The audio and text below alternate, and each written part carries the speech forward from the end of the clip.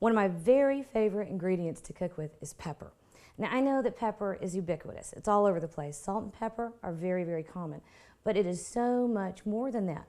You're probably very familiar with simple black peppercorns. You can get them in all kinds of sizes, shapes, varieties. You just crush them up and apply as little or as much as you want. But that is not all there is to pepper. And a lot of it depends on the life cycle of when the little seeds, well, they're drupes, when they're picked.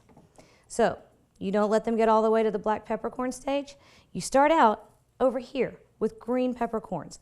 Now, these are very similar. They have the same chemical compound that gives the black peppercorn its little peppery kick, that distinct little bite that nothing else has.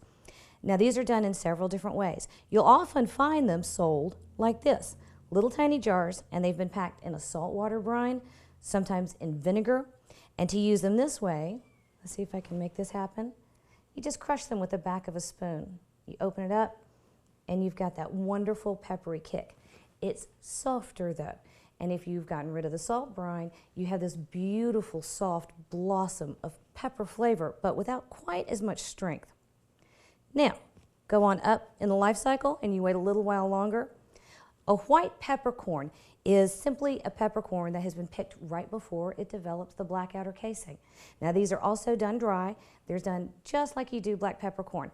But a lot of times, white pepper is reserved for white dishes. If you want to do a pretty bechamel and you don't want black pepper flakes, or you're doing a puree of potato and you don't want the black pepper flakes, use the white pepper. You get much the same flavor, but you don't have, little specks.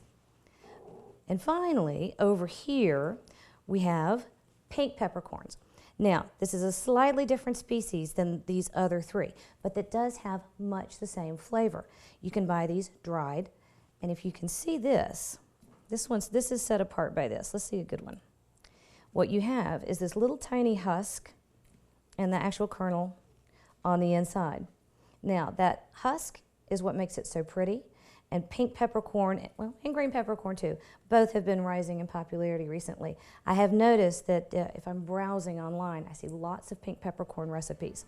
So, next time you're looking at pepper, try giving one of these others a try. You'll love the difference in flavor and variety, and you won't be limited to just the black kind.